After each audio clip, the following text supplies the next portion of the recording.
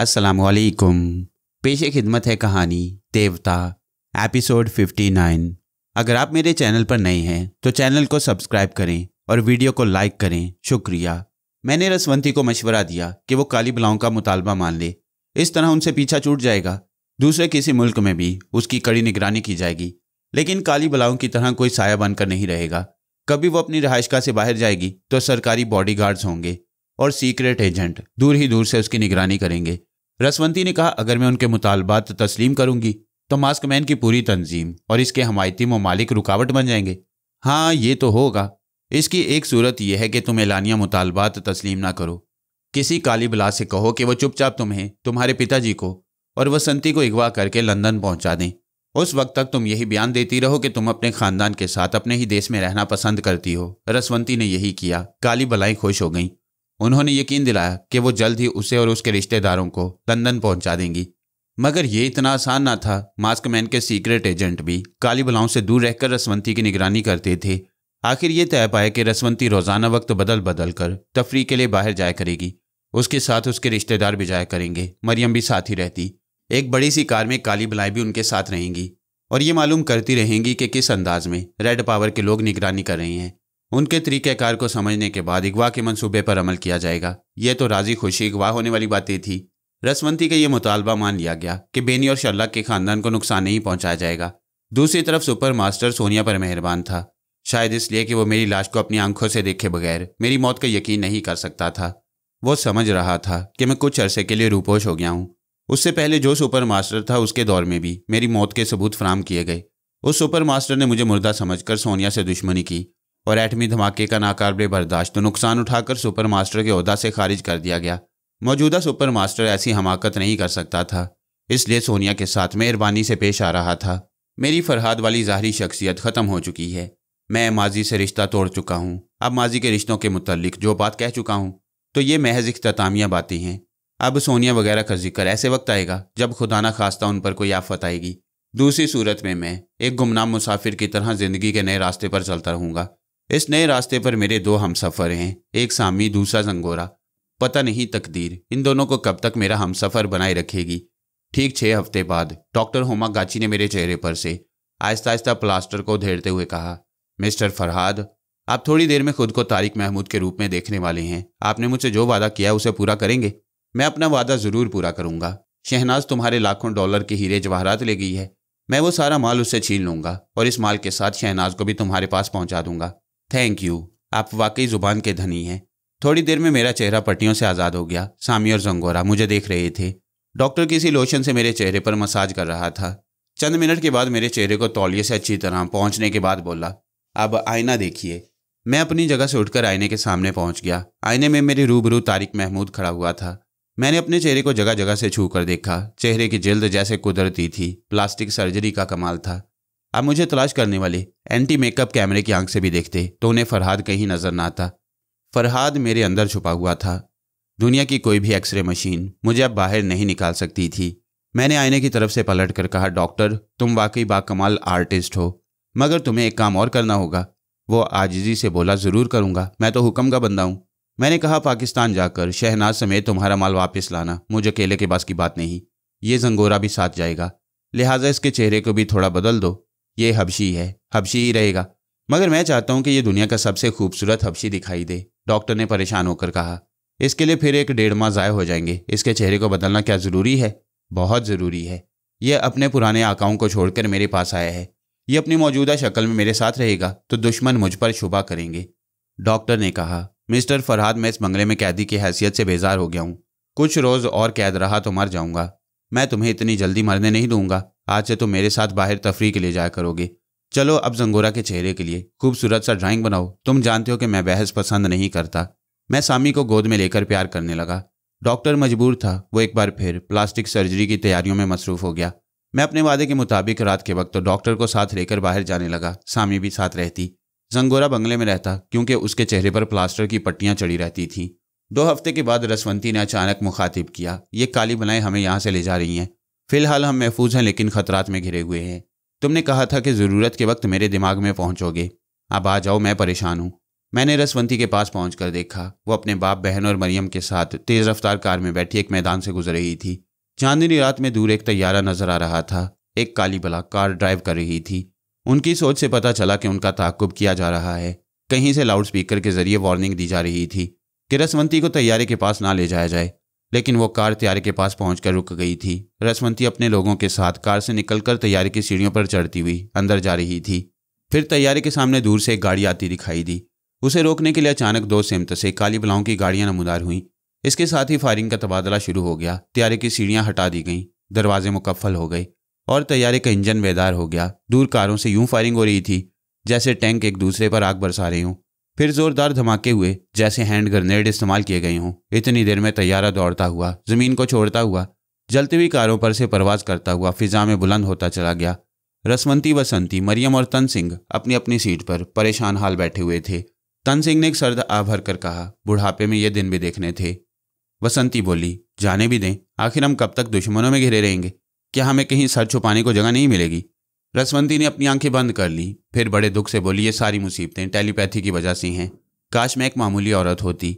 मैंने उसके दिमाग में कहा, हाँ मैं भी अक्सर ये सोचता था कि मैं एक मामूली आदमी होता। अब ये आरज़ू पूरी हो रही है।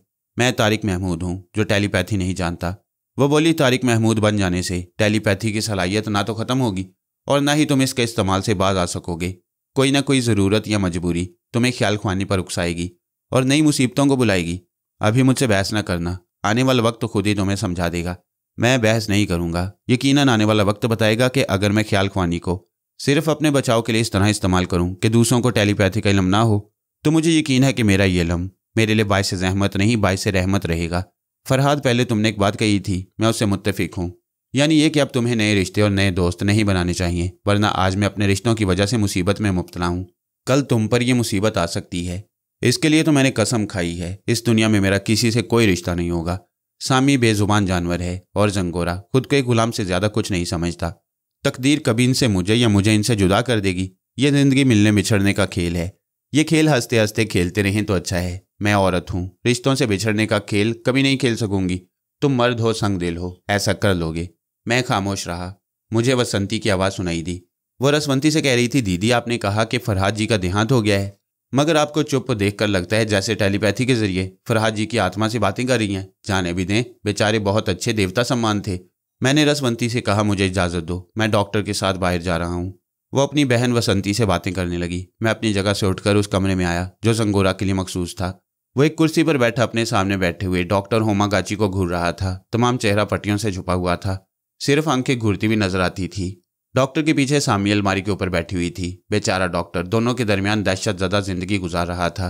मुझे देखते ही वो अपने जगह से उठकर बोला, मिस्टर फरहाद, आप मुझे अपनी ही निगरानी में रखा करें। ये एक आगे से एक पीछे से, ये दोनों ऐसे घूरते हैं जैसे मुझ पर झपटने ही वाले हों। मैंने तसल्ली दी, घबराओ नहीं, 2 माह से ये तुम्हारी निगरानी कर रही हैं। ये मेरी इजाज़त के बगैर तुम्हारे करीब नहीं आएंगे। हाँ, तुमने कोई बदमाशी की तो ये मेरी इजाज़त के बगैर ही तुम्हारी बोटियाँ नोच लेंगे। आओ बाहर घूम कर आएँ। मिस्टर फरहाद, मैं आराम करना चाहता हूँ। आप टेलीपैथी के जरिए गहरी नींद सुला देती हैं। जब तक सोता रहता हूँ इन खूंखार पहरेदारों से निजात मिल जाती है। मुझे पता नहीं चलता कि ये मेरे पास मौजूद रहती हैं या नहीं। मैं उसके साथ बातें करता हुआ उसके बेडरूम में आया। वो कह रहा था कि 15 दिन के अंदर जंगोरा की पट्टियाँ खुल जाएंगी।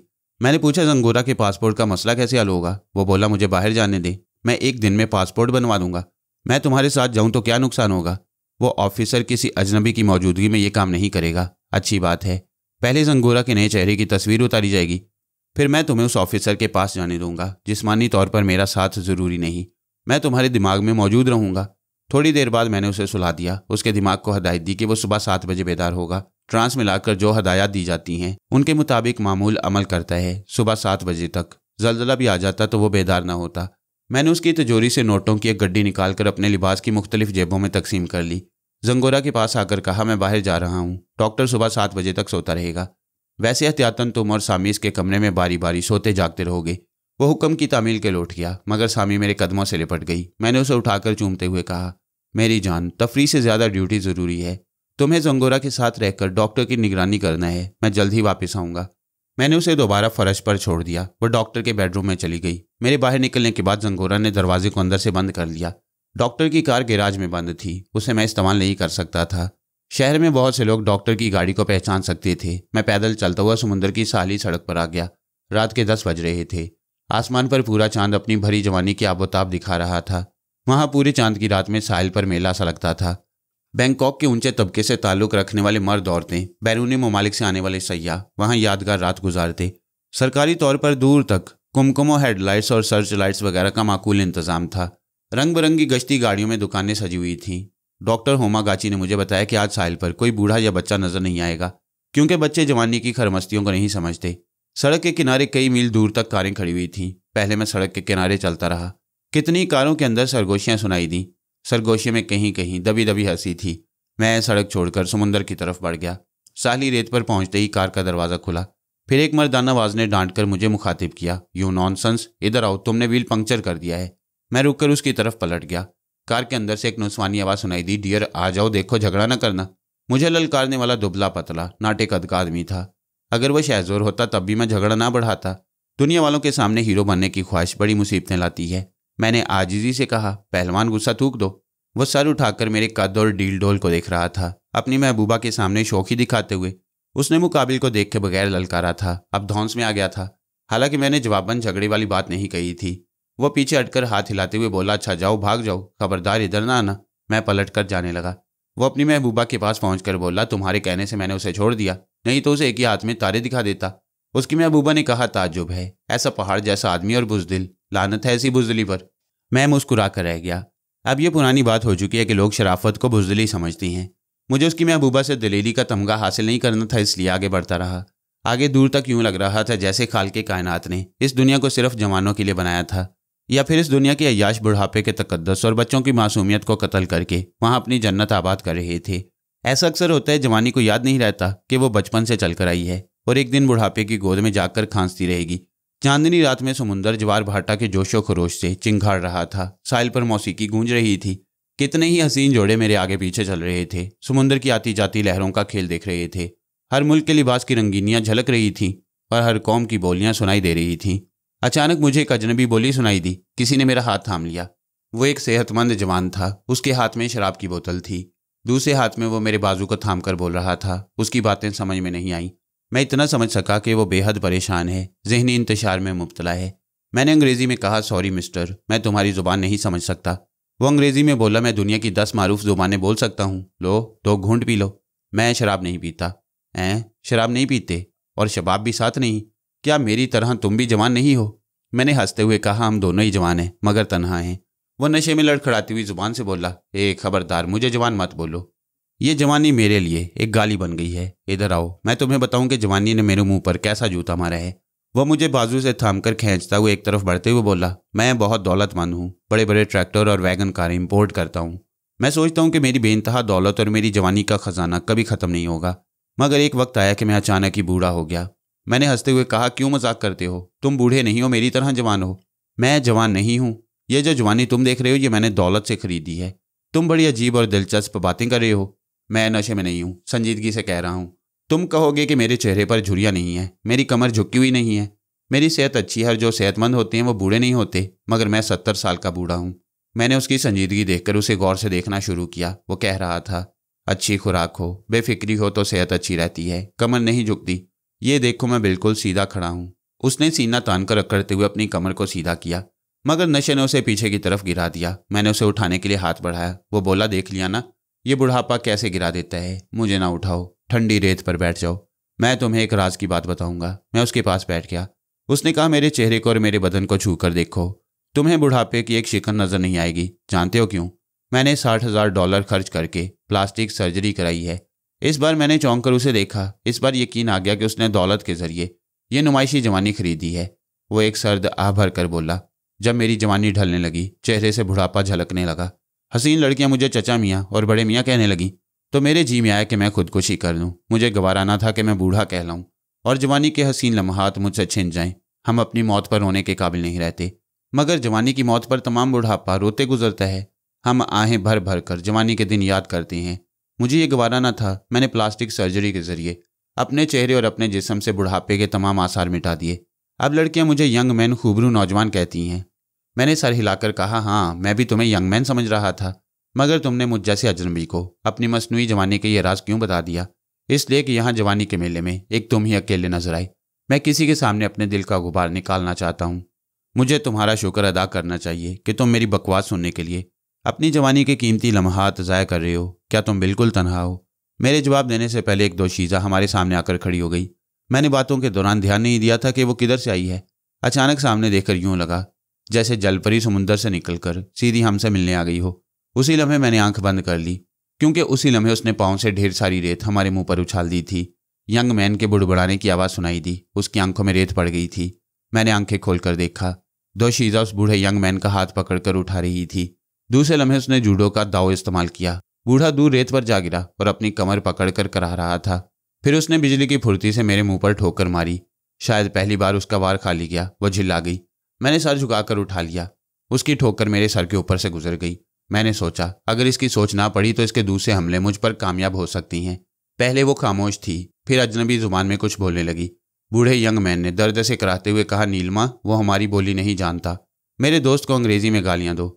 नीलमा अंग्रेजी में गालियां देती हुई बोली, तुम इस बूढ़े के दोस्त हो, मुझसे बचकर नहीं जा सकोगे। मैंने कहा, मेरी खूबसूरत चुड़ैल, अपनी जुबान को काबू में रखो। मैं इस बूढ़े का दोस्त नहीं हूँ। हमारी मुलाकात अभी हुई है। मुझे ये तो बताओ कि तुम्हें गुस्सा किस बात पर आ रहा है। उसने जवाब देने के बजाय मुझ पर छलांग लगाई। मैंने रेत पर लेटकर करवट बदली। वह धब से मेरी बाजू पर आकर गिर पड़ी। मैं चाहता तो उसे दबोचकर बेबस कर देता, लेकिन उसके मुकद्दर में वैसे ही नाकाम हमलों की बेबसी थी। मैंने मुस्कुराकर पूछा, मेरी बिजली, अब तो बताओ क्यों लपक रही हो? उसने कराटे का हाथ दिखाया। मैंने हाथ पकड़ लिया। उसने पेट में घुटना मारना चाहा। मैंने टांग में टांग फंसा ली। तब वो मुझे हैरानी और बेबसी से देखने लगी। सोचने लगी, ये हैरत अंगेज तौर पर फुर्तीला है। मेरे हर हमले से पहले बचाव की तदबीर कर लेता है। इसने अब तक जवाबन हमला नहीं किया। वो मेरे शिकंजे में थी। मैंने लेटे ही लेटे उसे अचानक उठाकर दूर रेत पर फेंक दिया। बूढ़ा यंगमैन तालियां बजाता हुआ करीब आकर बोला, नीलमा, अब मैं तुम्हारी रकम अदा कर दूंगा, बल्कि दुगनी रकम दूंगा। शर्त यह है कि जिस तरह तुमने मेरी पिटाई की थी उसी तरह इस जवान की भी पिटाई कर दो। वो उठकर खड़ी हो गई। मुझे खूंखार नजरों से देख रही थी। फिर एक तरफ थूक कर बोली, इसे कैबिन में भेज दो, ये जिंदा वापस नहीं आएगा। वो पलटकर सड़क के किनारे जाने लगी। वहां एक बड़ी सी वैगन ट्रेलर के साथ लगी खड़ी थी। यानी वो एक मकान था। सयाहत पसंद सरमायादार ऐसे ही मकान में रहकर एक मुल्क से दूसरे मुल्क सफ़र करते हैं। बूढ़े यंगमैन ने कहा, वो मकान मेरी मलकियत है। जाओ दोस्त, उसका कचूमर निकाल दो। आज उसने मुझे बहुत जलील किया है। मैंने कहा, ये बहुत गुस्से में है। मैं एक औरत से मुफ्त में मार क्यों खाऊं? मुझे यकीन है कि वो तुम्हारी पिटाई नहीं कर सकेगी। तुम जीत जाओ या हार जाओ, मैं हर सूरत में तुम्हें $500 दूंगा। $500 मैं तुम्हें दे सकता हूँ। जाओ, मार खाकर आ जाओ। वो परेशान होकर बोला, तुम जो चाहो मुआवजा ले लो, मगर उसकी पिटाई ज़रूर करो, वरना ये सोसाइटी में मेरी नुमाइशी जवानी को चैलेंज करती रहेगी। मैंने कहा, किस्सा क्या है? आज सुबह नीलमा से दोस्ती हुई। मैं जवानी के मेले में ये रात गुजारने के लिए उसे साथ ले आया। यहाँ आकर इसके तेवर बदल गए। कहने लगी, मैं खूब जानती हूँ कि तुम 70 बरस के बूढ़े हो। तुम पर प्लास्टिक की जवानी चढ़ी है, अंदर से बिल्कुल खोखले हो। दोस्त, अब मैं तुमसे क्या छुपाऊँ, मैं वाकई खोखला हूँ। मालूम होता है किसी दौलतमंद बूढ़े ने मेरा पोल खोलने के लिए नीलमा को मेरे पीछे लगा दिया है। मैंने पूछा, ये तुम कैसे कह सकती हो कि किसी ने नीलमा को तुम्हारे पास भेजा है? नीलमा की हरकतों से जाहिर होता है। वो बोली, अगर तू अपनी जवानी का भरम रखना चाहता है तो मेरी जुबान बंद रखने के लिए हर माह $10,000 अदा करना पड़ेंगे, वरना क्लबों में तकरीबात में जहां तू जाएगा मैं तेरी जवानी को चैलेंज करने पहुंच जाऊंगी। तो ये तुम्हें ब्लैकमेल कर रही है। हर माह $10,000 बहुत होते हैं। बेहतर है कि तुम खुद ही अपने बुढ़ापे का ऐलान कर दो। वो इनकार में सर हिलाकर बोला, नहीं, मैं ऐसा नहीं कर सकता। ऐसा करूंगा तो जवान लड़कियां मुझ बूढ़े से दोस्ती नहीं करेंगी। वो तुमसे 10,000 का मुतालबा कर रही है। मैं अभी वापस आकर तुमसे $5,000 लूंगा। बोलो मंजूर है? अगर ये मेरा पीछा छोड़ने पर राजी हो जाए तो मैं तुम्हारा मुतालबा पूरा कर दूंगा। मैं वहां से पलटकर मकान की तरफ जाने लगा, रेत पर आहिस्ता आहिस्ता कदम रखते हुए। मैंने नीलमा की सोच पड़ी। वो खिड़की का पर्दा एक तरफ सरकाकर मुझे आता हुआ देख रही थी। उसे पूरा यकीन था कि वो मुझे मार मार कर मेरा कचूमर निकाल देगी। नाकामी का भी जरा अंदेशा था। मकान के आगे उसे खींचने वाला ट्रेलर लगा हुआ था। पीछे दरवाज़ा था। मैं दरवाज़ा खोलकर अंदर दाखिल हुआ। दाएं हाथ की तरफ किचन था, बाएं हाथ की तरफ ज़रूरी सामान का स्टोर। मैं 4 फुट का फासला तय करने के बाद खास कमरे के दरवाजे पर पहुंचा। अभी दरवाज़ा बंद था, मगर मैंने देख लिया कि कमरे की एक तरफ खिड़की के पास 6 फुट चौड़ा पलंग था, जिसे फोल्ड कर देने से वो बैठने का सोफा बन जाता। दूसरी तरफ की खिड़की के पास लिखने पढ़ने के लिए मेज़ कुर्सियां थीं। खिड़कियों और दरवाज़ों पर खूबसूरत पर्दे लगे हुए थे। नीलमा ने दरवाजे का पर्दा हटा दिया। ज़रा पीछे हटकर इंतज़ार कर रही थी कि मैं दरवाज़ा खोलकर अंदर आने ही वाला हूँ। मैं दरवाजे के हैंडल पर हाथ रखे खड़ा रहा। वो गुस्से से बोली, यू ब्लडी फूल, तुम कहाँ मर गए? अंदर आ जाओ। मैंने जवाब ना दिया। वह दरवाजे से कान लगाकर मेरी आहट सुनने के लिए आगे बढ़ी। मुझे उसी वक्त का इंतज़ार था। मैंने एक झटके से हैंडल पर दबाव डालकर दरवाजे को जोर का धक्का दिया। दरवाजा उसके मुंह पर लगा। वो चीखती हुई लड़खड़ाती हुई पीछे गई। मैं अंदर पहुंच गया।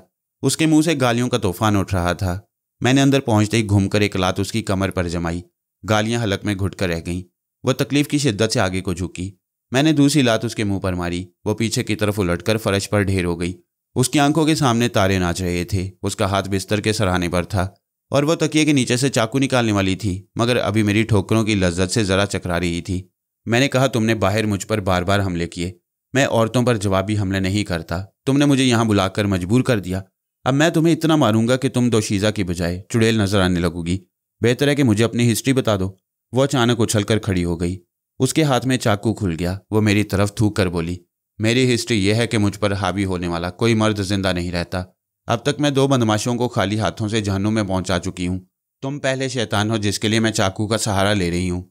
कमीने बदमाश, अब यहाँ से तुम्हारी लाश बाहर निकलेगी। तुमने दुनिया जहान के बदमाशों को मार डालने का ठेका ले रखा है। हाँ, मैंने इसी मकसद के लिए जूडो कराटे का फन सीखा है। मैं उस बूढ़े को अच्छी तरह जानती हूँ। वो यहाँ से मार खा कर गया था। यकीनन उसने तुमसे सौदा किया होगा। बताओ, वो मुझे कत्ल करने का कितना मुआवजा देगा? मैं हसीन लड़कियों को कत्ल नहीं करता, अपाहिज बनाकर छोड़ देता हूँ। इस नेक काम के लिए मुझे $5000 मिलेंगे। नीलिमा के दिमाग ने फैसला कर लिया कि वो किस अंदाज में हमला करेगी। अचानक वो दाएं बाएं चाकू लहराती, रक्स के अंदाज में बल खाती मेरे सामने आई, फिर एकदम से घूम गई, जैसे वापस जाना चाहती हो। मगर ये धोखा था। उसने दोबारा घूमकर ठीक मेरे सीने की तरफ चाकू से हमला किया। मैंने पीछे हटकर फिर उसकी कमर पर एक लात रसीद की। वो डगमगाकर गिरने वाली थी कि मैंने चाकू वाले हाथ को थामकर अपनी तरफ खींच लिया। मैंने उसकी कलाई को जरा मोड़कर एक झटका दिया। चाकू गिर पड़ा। वो यकीनन अच्छे दावपेच जानती थी। अगर हम किसी वीराने में होते तो मैं टेलीपैथी के बगैर मुकाबले में रहकर उसे दावपेच आजमाने का मौका देता। मैंने कहा, एक बात याद रखो कि तुम कोई सुपरमैन की बेटी नहीं हो। दुनिया में एक से एक शहज़ोर पड़े हैं। मेरी तरह कोई और मिल गया तो तुम्हारा भुर्ता बना देगा। वो जिद्दी सरकश बेलगाम घोड़ी किसी के काबू में आना नहीं चाहती थी। वो पूरी कुव्वत से खुद को छुड़ाना चाहती थी।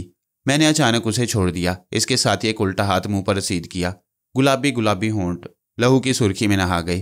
कोई और होता तो अब तक चकरा कर ढेर हो जाता। उस आफत की परकाला ने जवाबी हमला किया। मैंने हाथ पकड़कर उसे दूसरी तरफ घुमाते ही एक कराटे का हाथ उसकी गर्दन पर मारा। उसके हलक से कराह निकली। बहुत हो चुका था। अब ये खेल खत्म होना चाहिए था। मैंने ताबड़तोड़ हमले शुरू कर दिए। हाथों से लातों से मोहतात रहकर पटाई की। सिनफे नाजुक की नज़ाकत का ख्याल रखते हुए अपने हाथ के वजन में भी ज़रा नज़ाकत रखी। ज़रा सी देर में वो बेजान सी होकर फर्श पर ढेर हो गई। मैंने एक ठोकर मारकर कहा, उठो। वो उठ ना सकी। उसके हलक से बड़ी दर्दनाक कराहें निकल रही थीं।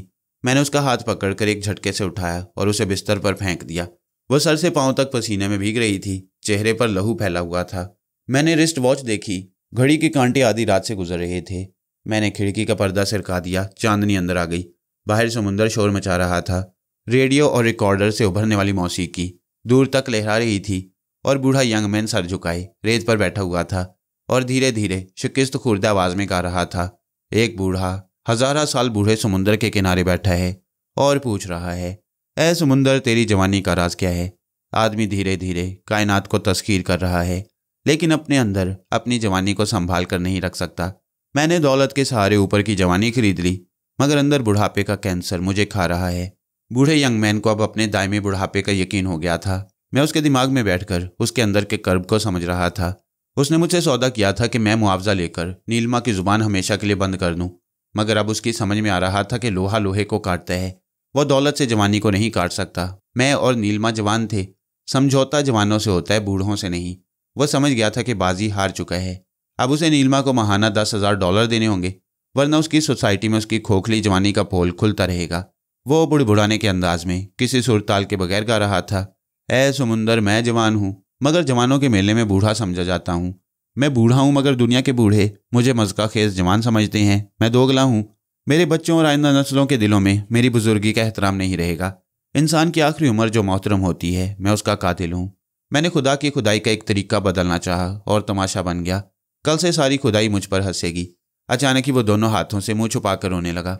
मुझे अपने शानों पर नीलिमा के हाथ महसूस हुए। मैंने आहिस्तगी से कहा, नीलिमा? हूँ। वो खोई हुई थी। तुम इस बूढ़े को ब्लैकमेल कर रही हो? वो मेरे पीछे दो जानू बैठी थी, फिर घुटनों के बल उठकर मेरे शाने पर सरक कर बोली, इस हसीन रात की कसम, मैं ब्लैकमेलर नहीं। इस बूढ़े की बीवी को आंटी कहती हूँ। आंटी का दुख मुझसे देखा ना गया। मैंने उसे वादा किया कि अब तक टेढ़े को सीधा किया जाता रहा है। मैं इस बूढ़े की कमर झुका कर रहूंगी। मैंने इसे परेशान करने के लिए $10,000 का मुतालबा किया है। मैं जानती हूँ ये हर माह इतनी बड़ी रकम नहीं अदा कर सकेगा। मैंने पूछा, अगर अदा कर दे तो मैं वो रकम आंटी को देकर दूसरी लड़की को इसके पीछे लगा दूंगी। वो भी $10,000 का मुतालबा करेगी। देख लेना, ये जल्द ही झूठी नुमाइश से बाज आ जाएगा। मैंने कहा, हम लोगों की आदत है कि दूसरों को राह रास्त पर लाना चाहते हैं और खुद को गलत राह पर महसूस नहीं करते। क्या मतलब? मतलब ये कि अपनी ताकत का गुरूर और जूडो कराटे की नुमाइश से तुम्हें भी बाज आ जाना चाहिए। मैं उसकी तरफ घूम गया। वह मेरे सीने में मुंह छुपाकर बोली, तुमने मेरा गुरूर नहीं रखा, अब और शर्मिंदा ना करो। ये मेरी बात का जवाब नहीं। अच्छा, अब कभी किसी को चैलेंज नहीं करूंगी। तुमने अब तक अपना नाम नहीं बताया। मुझे तारिक महमूद कहते हैं। पाकिस्तान से आया हूँ। 2 हफ्ते बाद वापस चला जाऊंगा। जाने की बात अब ना करो। क्या मुझे छोड़कर जा सकते हो? तुम इस कदर हसीन हो कि तुम्हें पाने वाला अपना रास्ता भूल जाए। मगर मैं नहीं भूलता। सुबह होने से पहले हमारे रास्ते अलग हो जाएंगे। वो गुस्से से अलग होकर बोली, देखो, आज तक किसी ने मुझे हाथ लगाने की जुर्रत नहीं की, मगर आज तुमने मुझ पर ऐसे ऐसे जुल्म किए हैं कि सारा बदन फोड़े की तरह दुख रहा है। मैं फैसला कर चुकी हूँ कि तुम्हारे सिवा कोई मुझ पर हावी नहीं होगा। तुम इस मुल्क में रहोगे या फिर मैं तुम्हारे साथ जाऊंगी।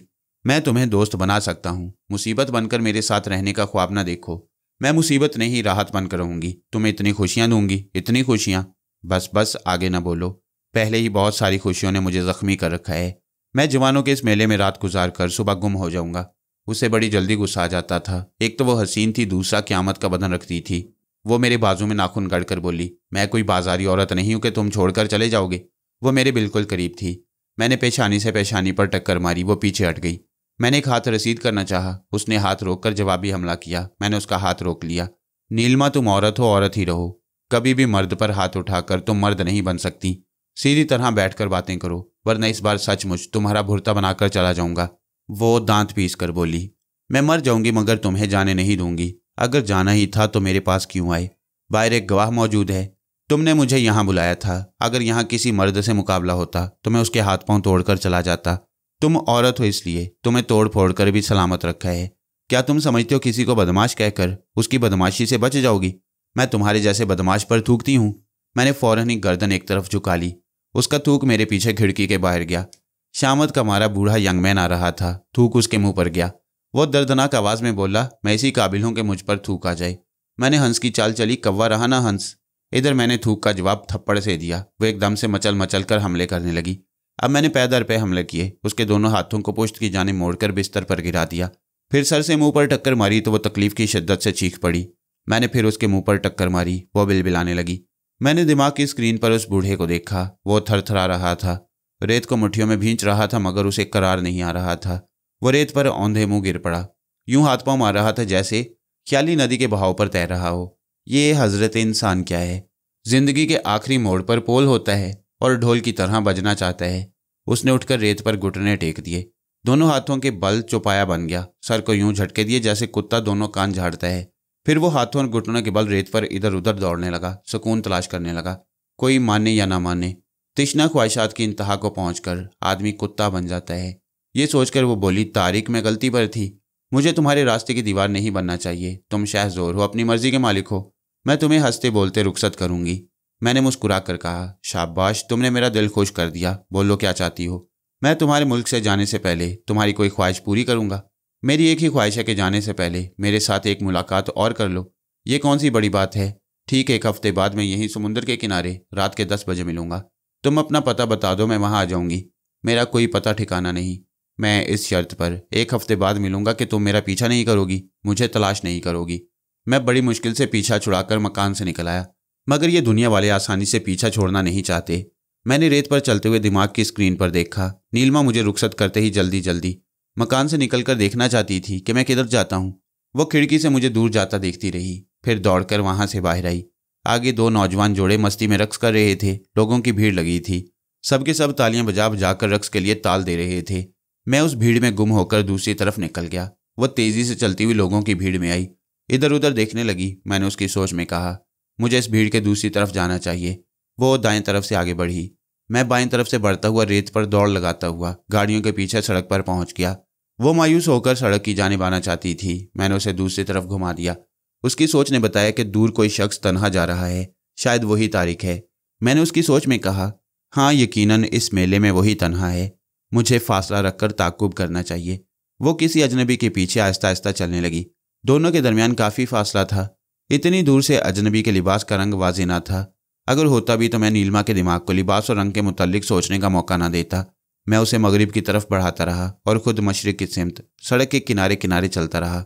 इस तरह हमारे दरमियान इतना तवील फासला कायम हो गया कि वो पलट कर आती तो मुझ तक पहुंच ना पाती। मैं इत्मीनान से 3:45 बजे डॉक्टर के बंगले तक पहुंच गया। उस वक्त बंगले के अंदर सामी जाकर पहरा दे रही थी। जंगोरा सो रहा था। दरवाज़ा अंदर से बंद था। उसे खुलवाने के लिए उस बेचारे को नींद से जगाना पड़ा। सामी मेरी आवाज़ सुनकर आ सकती थी मगर दरवाज़ा नहीं खोल सकती थी। मैंने सोचा थोड़ी देर और जंगोरा को आराम से सोने दिया जाए। मैं बाहर ही बैठकर ज़रा आइंदा के लिए मंसूबे बनाऊंगा। मुझे उस बूढ़े का वो मकान बहुत पसंद आया। मैंने खुशकी के रास्ते एक मुल्क से दूसरे मुल्क का सफ़र कभी नहीं किया। अब जी में आ रहा था कि एक ऐसे मकान में पहले पाकिस्तान तक सफ़र करूं। अगर ये मुहिमाती सफ़र दिलचस्प रहा तो फिर मशरिक़ वुस्ता से यूरोप तक का भी सफ़र जारी रखूंगा। गश्ती मकान खरीदने के लिए डॉक्टर होमागाची की तिजोरी में काफ़ी नकद रकम मौजूद थी। खुशकी के रास्ते सफ़र करने के लिए मुख्तलिफ सिफारत खानों से खसूसी इजाज़तनामा हासिल करना था और ये काम भी तब हो सकता था जब जंगोरा के नए रूप में उसका पासपोर्ट तैयार हो जाता। मेरी सोच के दौरान रसवंती ने मुझे मुखातिब किया। हेलो फरहाद, ज़रा मेरे पास आ जाओ। देखो कि हम कहाँ पहुँच गए हैं। मैंने कहा ज़रा ठहरो, यहाँ सुबह का उजाला फैलने वाला है। मैं बंगले के अंदर जाकर तुमसे राब्ता कायम करूँगा। मैंने जंगोरा को नींद से जगाया। उसने फ़ौरन ही आकर दरवाज़ा खोल दिया। सामी भी आई थी। मैंने उसे गोद में लेकर जंगोरा से कहा दरवाज़ा बंद कर दो और डॉक्टर की निगरानी करो, मैं सोने जा रहा हूँ। मैं सामी के साथ अपने बेडरूम में आया। उसे बिस्तर पर बिठाया। फिर लिबास उतारते हुए रसवंती को मुखातिब किया। हेलो, मेरा गुस्ल करने का इरादा है। बाथरूम में जा रहा हूँ। तुम्हारी सोच से पता चल रहा है कि तुम लकड़ियों से बने हुए किसी कॉटेज में हो। दूसरे कमरे में बसंती और पिताजी सो रही हैं और सामने वाले कमरे में 2 अंग्रेज़ मरियम के साथ बैठे हुए हैं। उनमें से एक अंग्रेज़ हिंदुस्तानी जानता है। क्यों, ठीक है ना? हाँ ठीक है, वो एक खिड़की खोलती हुई बोली। देखो दूर तक वीरानी है, ना कोई मकान है ना कोई इंसान नजर आ रहा है। वो अंग्रेज़ कह रहे हैं कि यह बर्र-ए-आज़म ऑस्ट्रेलिया का एक दूर उफ्तादा इलाका है। यहाँ से वो हमें लंदन पहुँचाएंगे, लेकिन इससे पहले उन्होंने एक मशवरा दिया है। कहते हैं कि मैं चाहूँ तो अपनी नई मुमलिकत अब भी कायम रह सकती है। इस मकसद के लिए वो एक खूबसूरत सा जजीरा मेरे नाम कर सकती हैं। वो जजीरा कहाँ है? हवाई जज़ायर के करीब, जहाँ 15 अर्ज बल्द और 150 तूल बल्द के खतूत मिलते हैं, वहाँ वो जजीरा है। इतने में एक हेलीकॉप्टर की आवाज़ सुनाई दी। रसवंती ने कहा सुपर मास्टर का खास नुमाइंदा मुझसे बातें करने आ रहा है। मैंने इसीलिए तुम्हें बुलाया है। तुम मेरे दिमाग में रहकर मुझे मशवरे देते रहोगे। मैं सोचने लगा रसवंती का किसी जजीरे में क़याम करना मुनासिब है या नहीं। इस जजीरे में बज़ाहिर उसकी हुकूमत होगी, मगर वो सुपर मास्टर की कठपुतली हुकूमत होगी। मैंने रसवंती को ये बात समझाई। वो कहने लगी फरहाद, मैं भाग दौड़ से बेजार हो गई हूँ।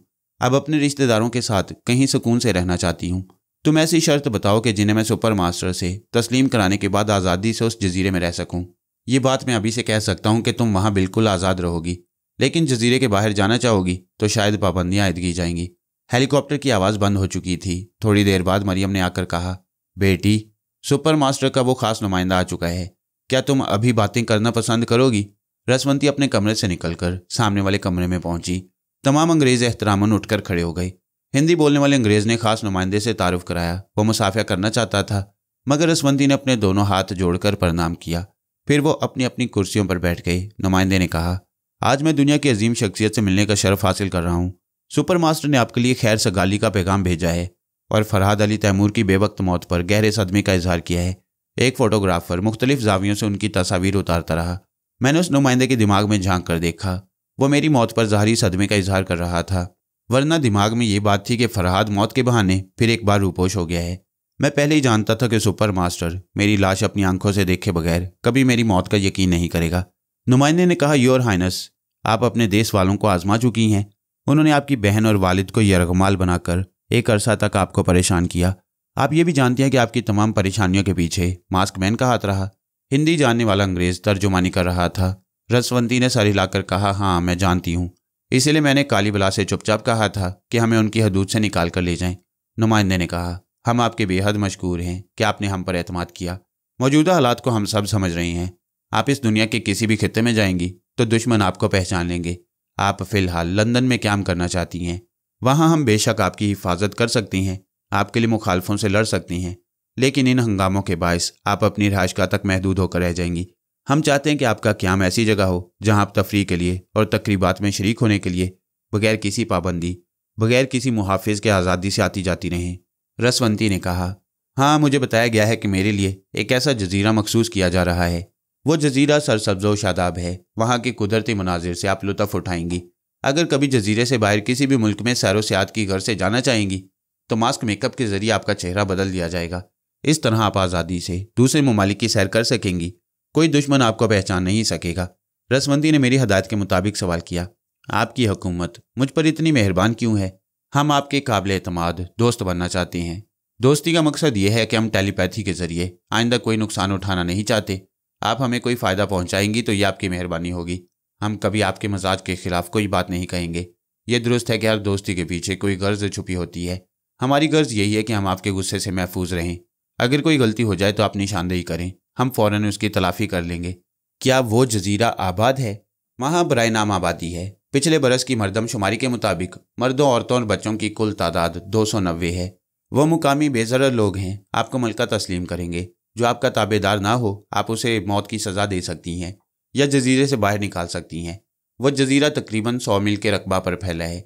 आपकी रजामंदी हासिल होते ही वहाँ आपके लिए शानदार महल तामीर किया जाएगा, सड़कें बनवाई जाएंगी। वहाँ आपके लिए एक हेलीकॉप्टर और एक तैयारा मखसूस रहेगा। एक मुख्तसर सी मुसल्लह फ़ौज होगी जो आपके अहकामात की पाबंद होगी। उस जजीरे में आपकी इजाज़त से हमारा सिर्फ एक सफारत खाना होगा। मैंने रसवंती से कहा, तस्लीम कर लो, हम तन्हाई में इस मौजू पर बहस करेंगे। वो नुमाइंदे से बोली, आप वाकई दोस्त बनने का सबूत दे रही हैं। मैं आपकी तमाम बातें तस्लीम करती हूँ। आप अपने आला हुकाम से कहें कि रसवंती भी दोस्ती का हक अदा करेगी। वहाँ बैठे हुए तमाम अफराद एक कतार में खड़े हो गए। फिर नुमाइंदे की रहनुमाई में रसवंती के सामने फ़ौजी अंदाज में सलाम पेश करते हुए कहा, काबिल साद एहतराम मलका आलिया, हम अपने आला हुक्काम और अपने मुल्क की अवाम की जानिब से आपको सलाम करते हैं और आपको अपनी दोस्ती, वफादारी और आइंदा खिदमात बजा लाने का यकीन दिलाते हैं। रसवंती ने उनके रूबरू खड़े होकर जवाब दिया, जब तक मेरी आज़ादी और खुददारी को छेड़ा न जाएगा उस वक्त तक मैं भी दोस्ती का हक अदा करती रहूँगी। इस बार उसने नुमाइंदे से दोस्ताना अंदाज में मुसाफिया किया। फिर पूछा, हम जजीरे में कब जाएंगे? 1 घंटा बाद यहाँ से रवाना हो जाएंगे और दोपहर 3 बजे तक वहाँ पहुँच जाएंगे। मैं चाहती हूँ कि वहाँ हिंदी उर्दू बोलने वाले मौजूद हों। आपकी ख्वाहिश का एहतराम किया जाएगा। रसवंती उनसे रुखसत होकर अपने कमरे में आई। मरियम से कहा कि उसकी बहन और पिताजी को जगाओ और सब लोग सफ़र की तैयारी करें। मरियम के जाने के बाद उसने मुझसे कहा, हाँ अब बताओ कि यह समझौता कहाँ तक दुरुस्त है? रसवंती, तुम अपने अजीज़ों के साथ कहीं एक जगह सुकून से रहना चाहती थी। तुम्हारी ये ख्वाहिश पूरी हो रही है। वो बोली, मेरी ख्वाहिश को नज़रअंदाज करते हुए इस समझौते पर रोशनी डालो। मैंने कहा, यह समझौता हर हाल में होना ही था। सीने में बम बांधकर मर जाने का हौसला करने वाले और तुम्हें वहाँ तक पहुँचाने वाले तुम्हारी आखिरी सांस तक तुम्हारा पीछा न छोड़ते। अगर ये समझौता ना होता, अगर तुम लंदन में रहने की जिद करती तो वो जिद पूरी कर दी जाती, मगर काली बलाएं तुम्हारे साथ साए की तरह लगी रहती। मेरी अकल कहती है कि हालात के मुताबिक यह समझौता दुरुस्त है। फरहाद, तुम मेरे अंदर रहकर महसूस कर सकते हो कि मेरे दिमाग से एक बोझ उतर गया है। हाँ, उन फिक्र और अंदेशों का बोझ उतर गया है कि तुम्हारे रिश्तेदारों का क्या होगा। अब कुछ नहीं होगा, सब आराम और सुकून से रहेंगे। अभी उस जजीरे में सुपर मास्टर की फ़ौज और खिदमतगार होंगे। वो तुम्हारे हुक्म पर जाने कुर्बान कर देने के लिए तैयार रहेंगे। तुम्हारी ज़ाती आज़ादी और खुददारी को ठेस नहीं पहुँचाएंगे। अब तुम्हारा काम यह होगा कि तुम रफ्ता रफ्ता उर्दू और हिंदी बोलने वालों को उस जजीरे में आबाद करोगी। अंग्रेज़ी बोलने वालों में से जो नापसंदीदा अफराद हों उन पर इल्ज़ामात साबित करने के बाद उन्हें जजीरे से निकाल दिया करना। इस तरह सुपर मास्टर को एतराज़ करने का मौका नहीं मिलेगा और तुम्हारे एतमाद के लोग तुम्हारे तरफ में जमा होते रहेंगे। वो खुश होकर बोली, मैं ऐसा ही करूँगी। तुम समझ सकते हो कि मैंने सिर्फ तुम्हारे सहारे ये समझौता किया है।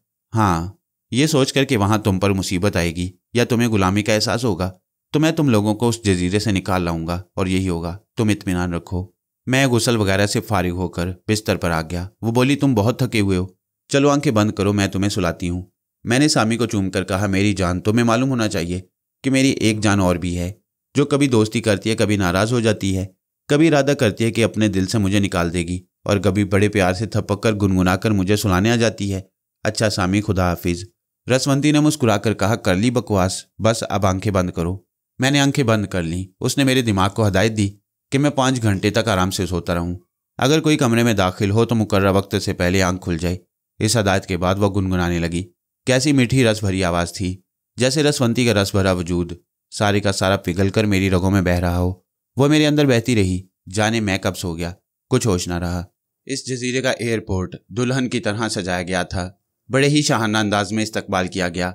मुसल्लह फ़ौज के दस्तों ने गार्ड ऑफ ऑनर पेश किया। 21 तोपों की सलामी दी गई। ऐसे हिंदुस्तानी जो सुपर मास्टर के वफादार थे उस इस्तकबालिया में मौजूद थे। एक फौजी जनरल ने सपासनामा पेश करते हुए रसवंती को यकीन दिलाया कि वो सब उसके वफादार रहेंगे। एक हिंदू पंडित ने कहा, श्रीमती रसवंती देवी के तुफैल, यहाँ हमारी एक नई हुकूमत कायम हो चुकी है, इसलिए यहाँ सबसे पहले एक मंदिर तामीर होना चाहिए। रसवंती ने कहा, यह सिर्फ मेरी नहीं फरहाद अली तैमूर की भी ममलिकत है। अगरचे वो इस दुनिया में नहीं रहा, ताहम मेरे शाना बशाना मजहब इस्लाम चलेगा। मंदिर के साथ मस्जिद भी तामीर होगी, यहाँ मुसलमान भी होंगे। जब मुसलमानों का वफ्द मेरे पास आएगा तब मैं दोनों मज़ाहिब को उनकी इबादत गाहें तामीर करने की इजाज़त दे दूंगी। फिलहाल मैं बड़ी मुसरत के साथ ये ऐलान करती हूँ कि मेरी इस नई मुमलिकत का नाम सोच नगर रहेगा। तमाम हाजरीन सोच नगर जिंदाबाद के नारे लगाने लगे। रसवंती ने कहा, मैं ज़हीन आर्टिस्टों को दावत देती हूँ कि मेरे मुल्क के परचम का ऐसा डिज़ाइन तैयार करें जो फरहाद और रसवंती के इश्तराक का मजहर हो। पुरजोश तालियों के शोर में वो तकरीर करती रही। दूसरे दिन उसने हेलीकॉप्टर में बैठकर पूरे जजीरे की सैर की। अपनी मुमलिकत के कुदरती हुस्न को देखती रही। जब हेलीकॉप्टर ज़मीन पर उतरा तो अचानक रसवंती का सर चकराने लगा। उस वक्त मेरा उससे राब्ता नहीं था। बाद में उसने मुझे मुखातिब किया। उस वक्त वह एक आरामदेह बिस्तर पर लेटी हुई थी। उसने बताया कि पिछली रात भी एक बार उसका सर चकराया था और अब वह खुद को बीमार सी महसूस कर रही है। एक तजुर्बाकार डॉक्टर उसका इलाज कर रहा है। दूसरे डॉक्टर भी जजीरे में पहुंचने वाले हैं। शाम तक दूसरे डॉक्टर भी पहुंच गए। रसवंती की तबीयत बिगड़ रही थी। डॉक्टरों ने तशवीश जाहिर करते हुए कहा, यहाँ एक्सरे और खून वगैरह टेस्ट करने का इंतजाम नहीं। रसवंती देवी को फौरन ही सुपर मास्टर के मुल्क में पहुंचाया जाए। रसवंती को वहां से बाहिफाजत ले जाने के इंतजामात होने लगे। रवानगी से पहले डॉक्टरों ने कहा कि इसे एक गिलास दूध पिलाया जाए। रसवंती के खाने पीने की चीज़ों को डॉक्टरी मुआयना करते रहने के लिए एक काबिल एतमाद डॉक्टर मुकर्रर किया गया, लेकिन इन हालात में किसी पर भी एतमाद नहीं किया जा सकता था। बाहर से आने वाले एक डॉक्टर ने दोबारा दूध का मुआयना किया तो उसमें किसी ऐसी दवा की आमेजिश पाई गई जिसके इस्तेमाल से दिमागी कुव्वतें मफलूज होने लगती हैं। फौरन ही मुसल्लह अफराद किचन की तरफ दौड़े हुए गए। रसवंती के खानों का मुआयना करने वाला डॉक्टर वहां मौजूद था। एक ने कहा, डॉक्टर, तुम्हारा मुआयना किया हुआ दूध जहरीला है। खुद को बेगुनाह साबित करने तक तुम हमारी हिरासत में रहोगे। डॉक्टर ने हंसते हुए कहा, मेरे करीब आने की कोशिश ना करना। ये देखो। उसने अपना गिरेबान खोलकर दिखाया। उसके सीने से एक बेल्ट बंधा हुआ था। वो बोला, अपने सुपर मास्टर से कहना कि सिर्फ उसकी काली बलाई खुदकुशी करना नहीं जानती हैं, हम भी जान पर खेलना जानते हैं। मेरे सीने पर जो बम बंधा हुआ है उसमें इतनी कुव्वत है कि इसके फटने से यह पूरा बंगला तबाह हो जाएगा। रसवंती इसके मलबे में दबकर रह जाएगी। वो एक नई बला पैदा हो गई थी। अब से पहले कितनी ही काली बलाओं ने अपनी जान पर खेलकर सुपर मास्टर के लिए रसवंती को हासिल किया। अब मास्क मैन के लिए जान देने वालों ने भी वही जानलेवा तरीका अपना लिया और उनमें से एक शख्स अपनी मौत को अपनी सीने से लगाकर आ गया। एक मुसल्ला अफसर ने कहा, डॉक्टर, तुम एक तवील अरसा से हमारे मुल्क के वफादार रहे। सुपर मास्टर को तुम पर बड़ा एतमाद था। अगर तुम अब गद्दारी से बाज आ जाओ तो तुम्हें मुआफ़ कर दिया जाएगा। वो बोला, जान देने वाले मुआफ़ी हासिल करने के लिए इतना खतरनाक कदम नहीं उठाते। मैं 20 बरस से मास्क मैन का नमकख्वार हूँ और तुम्हारे मुल्क में रहकर सुपर मास्टर का एतमाद हासिल करता रहा हूँ। अफसर ने पूछा, क्या मास्क मैन चाहता है कि रसवंती देवी का दिमागी तवाज़ुन बिगड़ जाए और कोई मुल्क उसकी टेलीपैथी से फ़ायदा ना उठाए? डॉक्टर ने कहा, मैं नहीं जानता कि मास्क मैन क्या चाहता है। मुझे सिर्फ इतना हुक्म दिया गया था कि मैं उस वक्त तक वो दवा रसवंती के खाने में मिलाता रहूं जब तक वो बीमार होकर तुम लोगों को तशवीश में मुब्तला न कर दे। बहरहाल मैंने हुक्म की तामील की। मेरा काम मुकम्मल हो गया। अब मुझे खुदकुशी कर लेनी चाहिए। मैं इस दरवाजे से बाहर जा रहा हूँ। अगर चाहते हो कि यह बंगला तबाह ना हो तो मुझे हाथ ना लगाना। मैं यहाँ से बहुत दूर जाकर खुद को मौत के हवाले कर दूंगा। वह घूमकर किचन के पिछले दरवाजे से बाहर जाने लगा। मुसल्ला अफराद फासला रखते हुए उसके पीछे जाने लगे। बंगले के बाहर पहुंचकर तमाम लोग रुक गए। डॉक्टर सर झुकाए अपनी मौत की तरफ चला जा रहा था। दूर, बहुत दूर। जब वो घनी झाड़ियों के पीछे नजरों से ओझल हो गया तो अचानक ही दिल हिला देने वाले धमाके की आवाज़ सुनाई दी। झाड़ियों की शाखें और पत्तियां कागज के पुर्जों की तरह फिजा में मुंतशिर होकर वहां के मंजर को धुंधला रही थी। अब वहां के जिम्मेदार लोग पहले से ज्यादा मोहतात हो गए थे। सब एक दूसरे के गिरेबान खोलकर चेक कर रहे थे कि उस जजीरे में मौत से खेलने वाला और कोई दुश्मन है या नहीं। वहां फौज के एक सिपाही और एक मुकामी बाशिंदे को चेक किया गया। सीने पर बम बांधने वाला कोई दुश्मन नजर नहीं आया। मैं रसवंती के पास गया। वो अपने होशो हवास में नहीं थी। मेरी बातें ना समझ सकती थी और ना ही जवाब दे सकती थी। मैंने बसंती के दिमाग में झांक कर देखा। वो बहन के लिए रो रही थी। तन सिंह भी परेशान नजर आ रहा था। मैं उनके लिए मुर्दा था, उन्हें तसल्ली नहीं दे सकता था। मैंने एक मुसल्ला अफसर के पास पहुंचकर मालूम किया। वह जिम्मेदार अफसरान के हंगामी इजलास में शरीक था और वहां इस मौजू पर बहस हो रही थी कि रसवंती को किस तरह बाहिफाजत जजीरे से बाहर ले जाया जा सकता है। एक बहुत ही काबिल और तजुर्बेकार डॉक्टर ने कहा, रसवंती देवी की जान का खतरा नहीं, अलबत्ता इलाज में देर हुई तो दिमाग पर बुरा असर पड़ेगा। एक अफसर ने कहा, हमारी कोशिश यही है कि देर ना हो। यहाँ दूसरा तैयारा पहुंचने ही वाला है, उसकी आमद पर ही हम कोई अहम कदम उठा सकते हैं। वो लोग किसी दूसरे तैयारे का इंतजार कर रहे थे, मैं भी इंतजार ही कर सकता था। टेलीपैथी के जरिए रसवंती के किसी भी काम आना मुमकिन ना था। मैं दिमागी तौर से डॉक्टर होमागाची के बंगले में वापस आ गया। मुझे खुश्की के रास्ते सफ़र करने के लिए खुसूसी इजाज़तनामे हासिल करने थे। इसके लिए मैं कई सिफारत खानों के मखसूस फॉर्म पुर कर चुका था। मैंने हस्बे मामूल डॉक्टर को जिंगोरा और सामी की निगरानी में छोड़ा। एक छोटे से ब्रीफ केस में ज़रूरी कागजात और नोटों की गड्डियाँ रखकर बंगले से बाहर आया। मुझे कुछ दूर पैदल चलना पड़ा। वहाँ बड़े बड़े दौलतमंदों के लग्जरी बंगले थे, उनकी अपनी कीमती कारें थीं, इसलिए वहाँ टैक्सियाँ शाज़ो नादिर ही नजर आ रही थी। मैंने पैदल चलते हुए रसवंती की खबर ली। वो होश में थी, मगर बातें करने और सोचने के काबिल नहीं थी। मैंने उसे तसल्ली दी, रसवंती हौसला रखो, मैं तुम्हारे साथ हूँ, तुम जल्दी ठीक हो जाओगी। उसकी बहुत ही कमज़ोर सी सोच सुनाई दी। ये मेरे दिमाग में कैसी आवाज़ गूंज रही है, ऐसा लगता है कोई बोल रहा है। मेरा सर फटा जा रहा है। मैं चुप हो गया। उसका दिमाग इस कदर कमज़ोर हो गया था कि उसे अपनी कमज़ोर सी सोच भी भारी लग रही थी। मेरी सोच की कुव्वत को उसका दिमाग बर्दाश्त नहीं कर सकता था। इन हालात में इंसान पर नीम बेहोशी की हालत तारी रहती है। मैंने उसके डॉक्टर के पास पहुंचकर मालूमात हासिल की। मालूम हुआ कि रसवंती का खून टेस्ट किया जा रहा है। उसके सीने और दिमाग का एक्सरे भी किया गया है।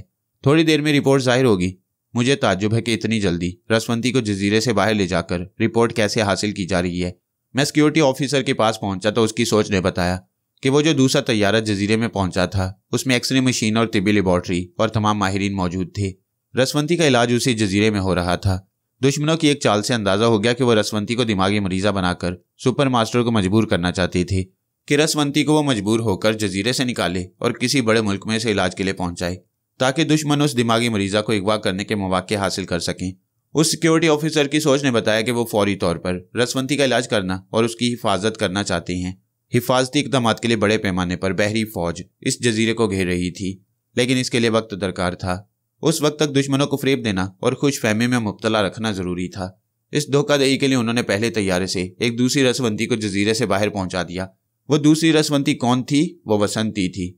बड़े बड़े अफसरान ने वसंती और तनसिंह को समझाया कि रसवंती अपने रिश्तों के लिए बड़े मुसाइब से गुजर चुकी है। अब उसे दुश्मनों से इसी तरह बचाया जा सकता है कि वसंती उसकी जगह बीमार बनकर इस जजीरे से बाहर दूसरे मुल्क में जाए।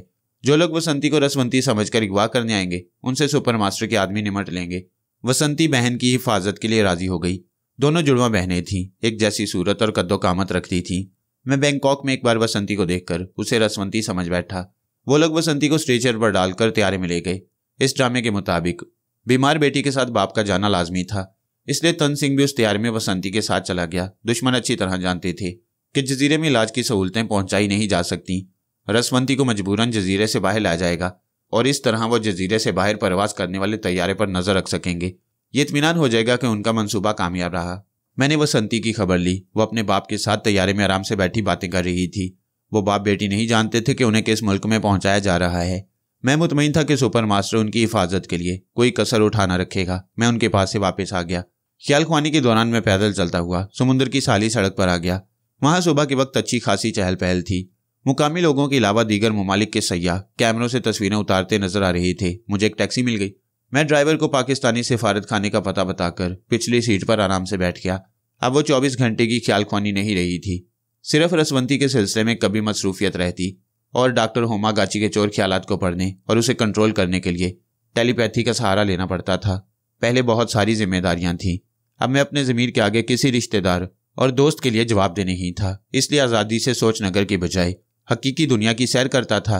मैं दिमागी तौर पर हाजिर रहकर बैंकॉक शहर के हुस्न को देखता हुआ सिफारत खाने के दफ्तर पहुंच गया। वहां बहुत से पाकिस्तानी नजर आए। उनमें मर्द भी थे और औरतें भी। सबके सब एक दूसरे से उर्दू जुबान में गुफ्तगू कर रहे थे। मुझे यूं लगा जैसे पाकिस्तान पहुंच गया हूं। कुछ लोग वहां क़याम करने की मुद्दत बढ़ाना चाहते थे।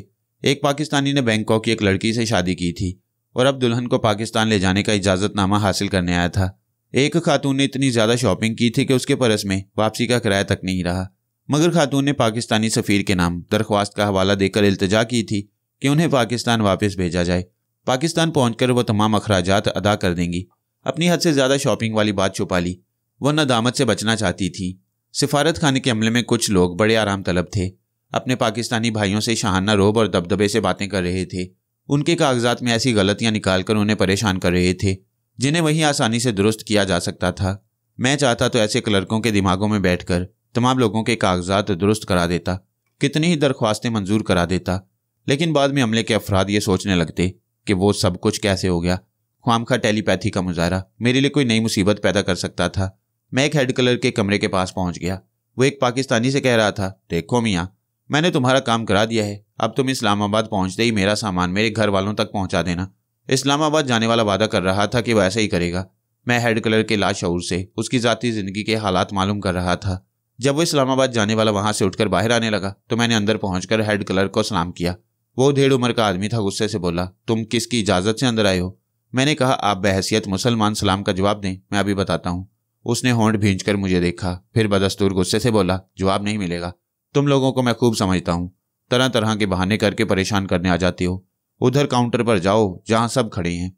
तुम यहाँ कोई गवर्नर नहीं लगे हो, जाओ यहाँ से। मैंने सख्त लहजे में कहा, यह एक इस्लामी हुकूमत का सिफारत खाना है। तुम अपनी खैरियत चाहते हो तो सलाम का जवाब दो, वरना मैं तुम्हारे जैसे काफिर को उठाकर बाहर फेंक दूंगा। वो चलकर खड़ा हो गया, तुम यहाँ गुंडे बनकर आए हो, मैं तुम्हें अभी हवालात में भेजूंगा। उसके पीछे एक कमरे का मिनी दरवाजा था, यानी चौखट का ऊपरी और निचला हिस्सा खाली था। दरमियान में 2 छोटे पट लगे हुए थे जो खोलने के बाद खुद बंद हो जाते। ऐसे दरवाजों को देखकर यूं लगता है जैसे नंगी चौखट को अंडरवियर पहनाया गया हो। वो कमरा पाकिस्तानी सफीर के सेक्रेटरी के लिए मखसूस था। हेड क्लर्क गुस्से से तुनतुनाता हुआ उस कमरे में गया। उसकी आवाज़ बाहर तक सुनाई दे रही थी। वो कह रहा था, सर, एक बदमाश जबरदस्ती दफ्तर में घुसा है और मुझे मारने की धमकी दे रहा है। सेक्रेटरी की आवाज़ आई, अगर उसने तुम्हें नहीं मारा तो मैं तुम्हें गोली मार दूंगा। यू इडियट, बाहर जाकर उसे सलाम का जवाब दो या फिर अपना इस्तीफा पेश करो, गेट आउट। मैंने फौरन ही सेक्रेटरी की सोच में कहा, पता नहीं वो कौन है, उसे अंदर बुलाना चाहिए। हेड क्लर्क सर झुकाए कमरे से बाहर जा रहा था। सेक्रेटरी ने कहा, उन साहब को अंदर भेज दो। उसने बाहर आकर नागवारी से सलाम का जवाब देते हुए कहा, अंदर तशरीफ ले जाइए। मैंने दरवाजे को खोलकर दाखिल होते ही सलाम किया। सेक्रेटरी ने सलाम का जवाब देते हुए उठकर मुसाफिया किया, फिर कहा, तशरीफ रखिए। हमारे दफ्तर के आदमी ने गलती की, आप ये इतराफ़ करें कि बगैर इजाज़त आपने भी दफ्तर में दाखिल होकर गलती की है। मैंने कहा, मैं इतराफ़ करता हूँ, बात यह है कि हर शख्स अपना कोई काम निकालने के लिए अपनी सलाहियत के मुताबिक कोई कदम उठाता है। मेरे पास एक ऐसी सलाहियत है जिसके सहारे मैं बड़े बड़े अफसरान को दोस्त बना लेता हूँ। आप साहिब ईमान हैं, मेरी सच्चाई को पसंद करेंगे। सच्चाई यह है कि मैं अपना काम निकालने के लिए आपसे शनासाई पैदा करना चाहता था। सेक्रेटरी ने मुस्कुरा कर पूछा, वो बड़े अफसरान को दोस्त बनाने वाली सलाहियत क्या है? मैंने जवाब दिया, मैं हाथ की लकीरें देखकर माजी हाल और मुस्तकबिल के हालात बता देता हूँ। वास्ते हुए बोला, मैं इतना जानता हूँ कि इंसान अपनी जिद्दोजहद से अपनी तकदीर बनाता है, मगर मैं आपको आजमाऊंगा। अगर आपने सही हालात बताए तो मैं आपका काम करा दूंगा, वरना आपको बाहर काउंटर के पास कितार में खड़ा होना पड़ेगा। मुझे मंजूर है, लाइए हाथ। सेक्रेटरी ने अपना दायां हाथ पेश किया। मैं हाथ की लकीरें देखने के बहाने उसकी सोच पड़ने लगा। वो बोला, ये नपी तुली बातें सभी नजूमी कहती हैं कि हाथ दिखाने वाला बचपन में एक बार सख्त बीमार पड़ा था, जवानी में किसी से मोहब्बत हुई, बहुत ऊंची मुलाजमत मिलने वाली है, दुश्मन दोस्त बन जाएंगे और बरसों की एक आरजू पूरी होने वाली है। ऐसी खुराफात मैं सुनना नहीं चाहूंगा। मैंने कहा, आप 9 बरस के थे तब किसी ने आपको दरिया में डूबने से बचाया था। वो सर हिलाकर बोला, हाँ, मेरे वाले साहब ने मुझे डूबने से बचाया था। आगे बताएं। मैंने हाथ की लकीरों को गौर से देखते हुए कहा, आप 15 बरस के थे तब आप आंख मचोली खेलते हुए पलंग के नीचे छुप गए। वहाँ पहले एक लड़की छुपी हुई थी, वो आपसे तकरीबन 4 बरस बड़ी थी। उसने उसी जगह आपको भी 4 बरस बड़ा बना दिया। सेक्रेटरी ने जल्दी से अपना हाथ मेरे हाथ से छुड़ा लिया। बड़ी हैरानी से मुझे देखने लगे। सोचने लगा, क्या इल्म नजूम गड़े मुर्दे उखाड़ देता है? वो बेचारी 1 साल बाद मर गई थी। मेरे पहले गुनाह को मेरे सिवा कोई नहीं जानता, आज इस नजूमी ने जान लिया।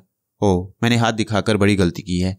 मैंने पूछा, क्या हुआ? क्या आप हाथ नहीं दिखाएंगे? क्या मेरा इल्म झूठा है? नहीं, आप वाकई माहिर नजूमी हैं। आप ये जान गए होंगे कि वो बेचारी मर चुकी है। आप ये भी समझते होंगे कि ये बात किसी तीसरे को मालूम होगी तो बेचारी मरहुमा। मैंने बात काट कर कहा, आप इत्मीनान रखें, हम कभी एक का राज दूसरे के सामने जुबान पर नहीं लाते। लाइए हाथ। नहीं, ठीक है, मुझे यकीन हो गया कि आप इस सलाहियत के जरिए बड़े अफसरान को कैसे दोस्त बना लेती हैं। आप अपने कागजात निकालें। मैंने पासपोर्ट, वीज़ा और वह दरख्वास्त सामने रख दी जिसमें खुश्की के रास्ते सफ़र करने की इजाज़त मांगी गई थी। जब तक वो कागजात का मुतालिया करता रहा, मैं उसके दिमाग की किताब पढ़ता रहा। वो एक शरीफ आदमी था। वह मरहुमा उसे बहुत याद आती थी। कोई भी शख्स जवानी की पहली हसीन मुलाकात को भुला नहीं सकता। अब उसने फैसला किया था कि जल्द ही शादी कर लेगा। उसके एक चाचा की लड़की और एक फूफी की लड़की उन दिनों बैंकॉक आई हुई थी। दोनों उसे पसंद करती थी और वह फैसला नहीं कर सकता था कि दोनों में से कौन काबिल एतमाद शरीके हयात बन सकेगी। अब वो मेरे जरिए मालूमात हासिल करना चाहता था। उसने कागजात पढ़ने के बाद पूछा, मिस्टर तारिक, आप खुश्की के रास्ते क्यों सफ़र करना चाहती हैं? मैंने जवाब दिया, मैं अपनी ज़िंदगी में थोड़ा सा एडवेंचर चाहता हूँ। दूसरी बात यह कि मैंने अभी जिस सलाहियत का मुजाहरा किया है उसके ज़रिए हर मुल्क से दौलत कमाता हुआ गुजरता रहूँगा। तीसरी बात यह कि मैं एक तवील सफ़रनामा लिखना चाहता हूँ। उसने कहा इस किस्म का इजाज़तनामा हासिल करने के लिए बड़ी दुश्वारियाँ पेश आती हैं। जिन ममालिक से आप गुजरना चाहती हैं उन तमाम ममालिक के सफारत खानों से आपको रुजू करना होगा।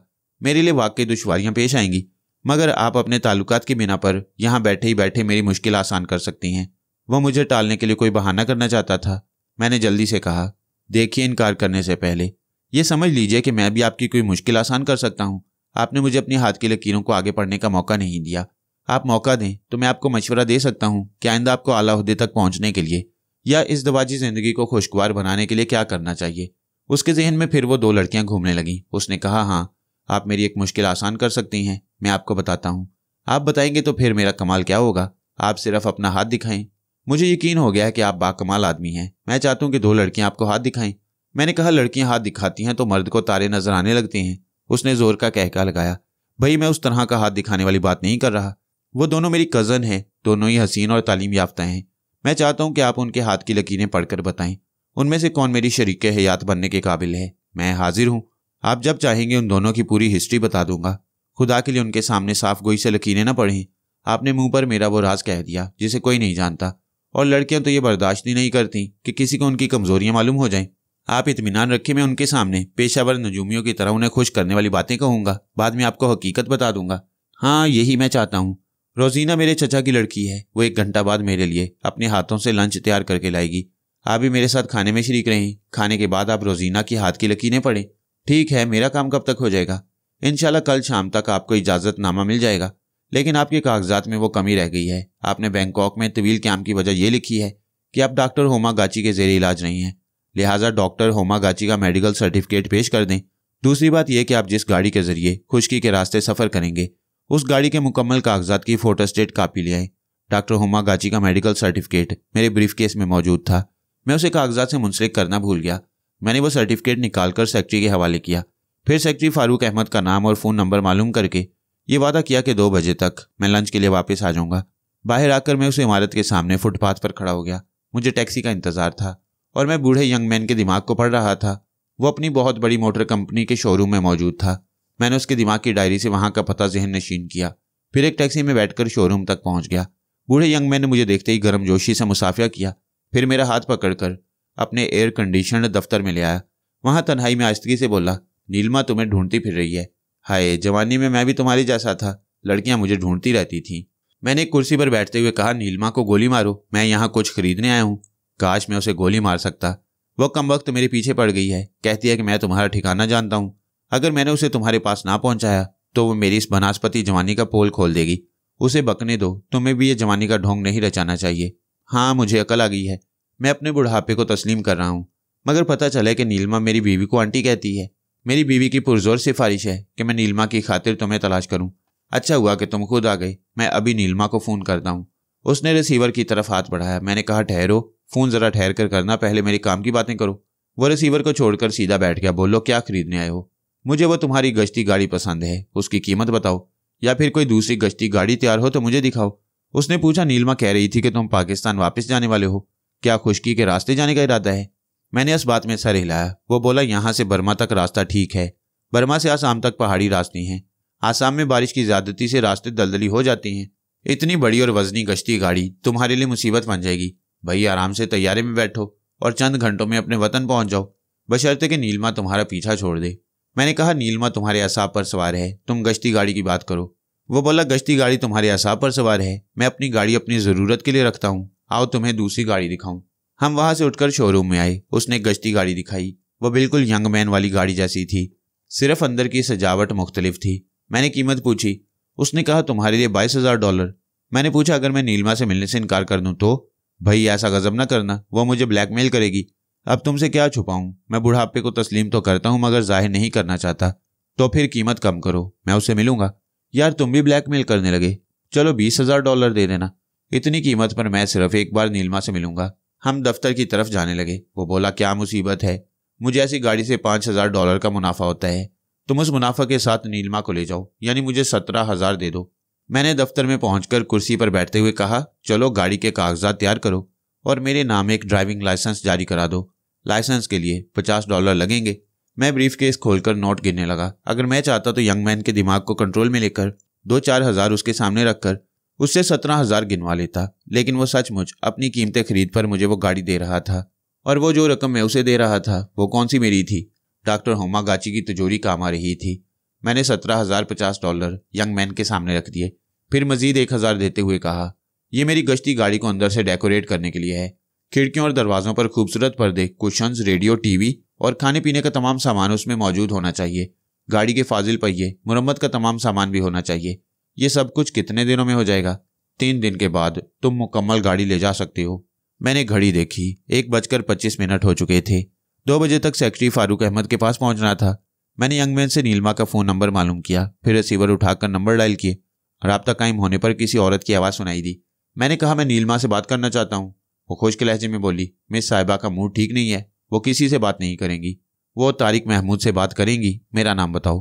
वो औरत रिसीवर रखकर नीलिमा के बेडरूम में गई। नीलिमा के गुस्से से सब डरते थे। वो भी डरते हुए बोली, मिस साहिबा, किसी तारिक महमूद का फ़ोन है, वो आपसे। नीलिमा एकदम से उछलकर खड़ी हो गई। औरत ने समझा कि मिस साहिबा गुस्से में मारने आएंगी। वो वहां से भागती हुई चीखती हुई बोली, बाय गॉड मिस साहिबा, अब मैं कभी आपको डिस्टर्ब नहीं करूंगी। वो बदहवासी में भागने के दौरान ठोकर खाकर औंधे मुंह गिर पड़ी। इससे पहले कि वो उठ सकती, नीलिमा दौड़ते हुए उस पर छलांग लगाकर गुजरते हुए टेलीफोन के पास पहुंची। फिर जल्दी से रिसीवर उठाकर हैरत और मुसरत से चीखती हुई बोली, हेलो तारिक, ये तुम हो? मैंने कान में उंगली डालकर खुजाते हुए कहा, आहिस्ता बोलो, कान का पर्दा फट रहा है। मैं तारिक महमूद हूँ। मैंने तुमसे कहा था कि 1 हफ्ते बाद तुमसे एक जगह मिलूंगा, बशर्ते कि तुम मुझे तलाश ना करो, मगर तुम यंग मैन को परेशान कर रही हो। मैं अपनी गलती मानती हूँ, मैं तुम्हारी शर्त पर कायम नहीं रह सकती थी। तुम्हारी रुखसत होते ही मैंने तुम्हारा ताक़ुब करना चाहा, मगर तुम नहीं मिले। तब से मुझे यूं लग रहा है कि तुम मुझे नहीं मिलोगे तो मैं मर जाऊंगी। मैंने कहा, ज्यादा ना बोलो, मेरे पास वक्त नहीं। अभी 2 बजे मुझे पाकिस्तानी सफीर के सेक्रेटरी के साथ लंच करना है। यंग मैन से एक गाड़ी खरीदी है, तुम उसके दफ्तर आओ। यहाँ से मेरी गाड़ी के मुकम्मल कागजात लेकर उनकी फ़ोटोकॉपी कराओ। फिर ये तमाम चीज़ें लेकर पाकिस्तान के सिफारत खाने में पहुंचो। मैं वहाँ सेक्रेटरी फारूक अहमद के दफ्तर में मौजूद रहूंगा। उसने कहा, यह क्या चक्कर है, तुम धोखा तो नहीं दोगे? बकवास मत करो। मैं रिसीवर रखकर यंग मैन से रुखसत हो गया। फारूक अहमद के दफ्तर 10 मिनट देर से पहुंचा। वहाँ रोजीना मौजूद थी। अच्छी, खूबसूरत और स्मार्ट लड़की थी। मैंने कहा, मैं 10 मिनट लेट पहुंचने पर शर्मिंदा हूँ। फारूक अहमद ने कहा, कोई बात नहीं, इनसे मिलिए। ये मिस रोजीना मेरी कज़न है, और रोजीना ये मिस्टर तारिक महमूद हैं। इनका जिक्र मैं कर चुका हूँ। पहले रस्मी बातें हुई, फिर रोजीना मेज़ पर हमारे लिए खाने की चीज़ें रखने लगी। फारूक अहमद से मुहज़्ज़ब अंदाज में लगावट की बातें करने लगी। मैं इस मौके से फ़ायदा उठाकर उसके ख्यालात पढ़ता रहा।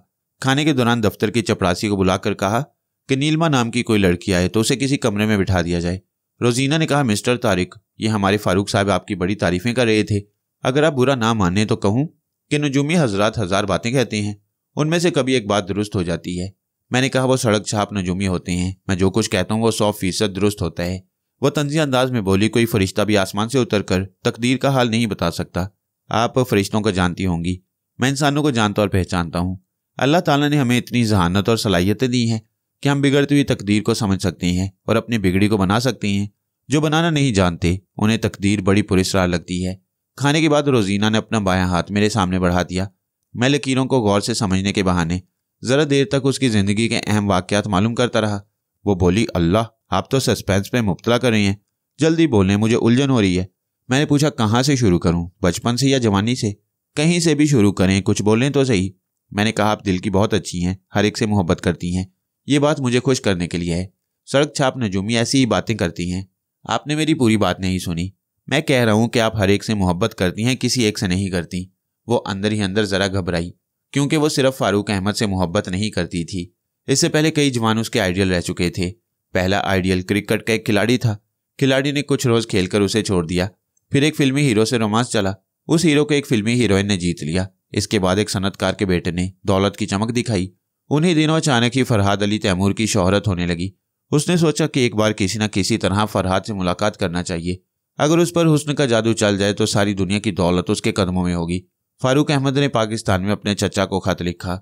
घरेलू बातें लिखने के अलावा उसने खत में फरहाद का जिक्र करते हुए लिखा कि बैंकॉक के आला हुकाम और गैर मुमालिक के सफ़ीरों की सरगर्मियों से अंदाज़ा होता है कि फरहाद बैंकॉक में है और जल्दी वो खुद को जाहिर कर देगा। रोजीना ये खत पढ़ते ही सनतकार के बेटे को कुछ रोज़ के लिए टरखा कर बैंकॉक आ गई।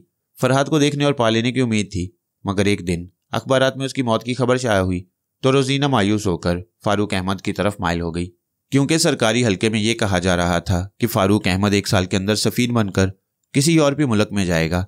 ये रोजीना की इब्तदाई जवानी की मुख्तसर सी हिस्ट्री थी।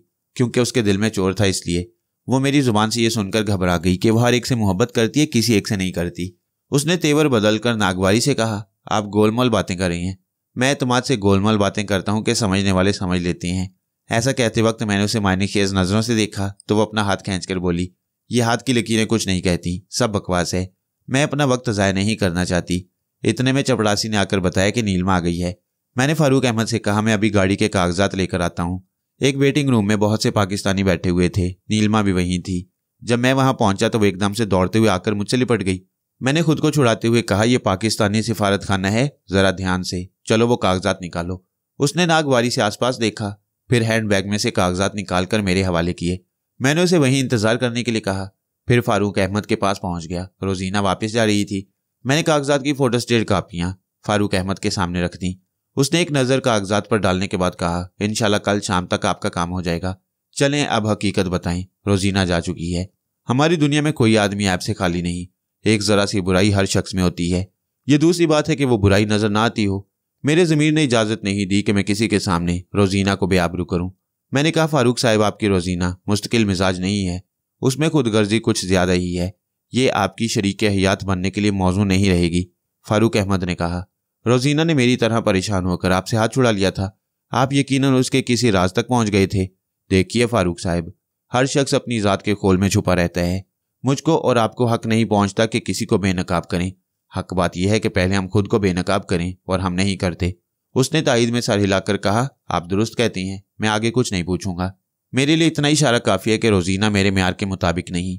अब मेरी फूफी की लड़की शैला रह गई है। मैंने कहा, आप मेरी तरफ से आज डिनर की दावत कबूल करें और शैला को साथ ले आएं। मैं वहां शैला का हाथ देख लूंगा। मैंने टेलीफोन डायरेक्टरी उठाकर प्रिंसेस होटल के नंबर डायल किए। राब्ता कायम होने पर 3 अफराद के डिनर के लिए मेज़ रिजर्व कराई और काउंटर क्लर्क को यकीन दिलाया कि 1 घंटे के अंदर एडवांस की रकम अदा कर दूंगा। फिर मैं फारूक अहमद से रुखसत होकर नीलमा के पास आया।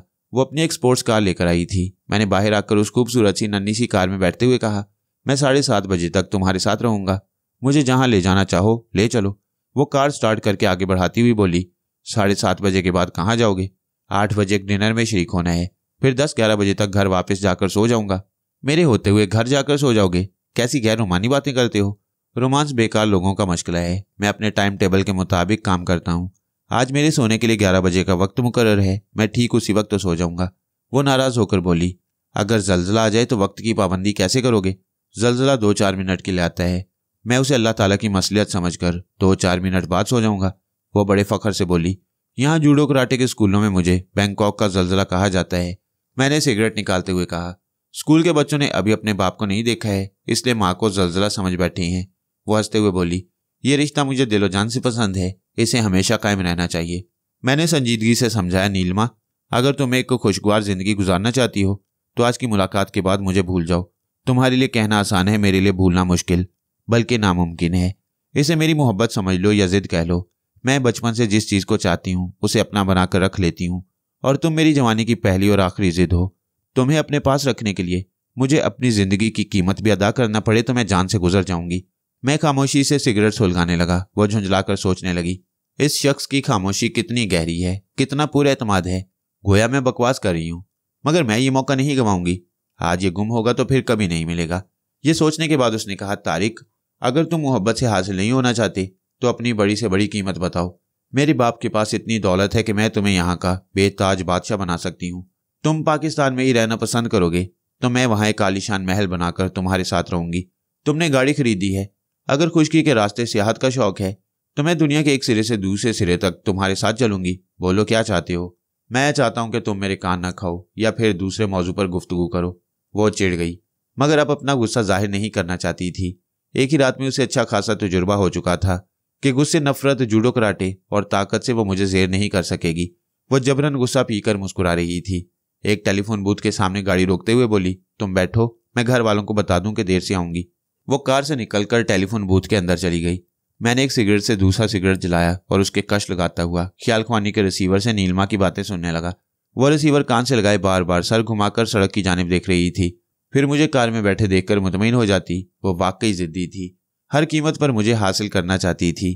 थोड़ी देर बाद वह मुस्कुराती हुई आई, कार में बैठकर बोली, मेरे डैडी बहुत आज़ाद ख्याल हैं, उन्होंने शाम तक घूमने फिरने की इजाज़त दे दी है।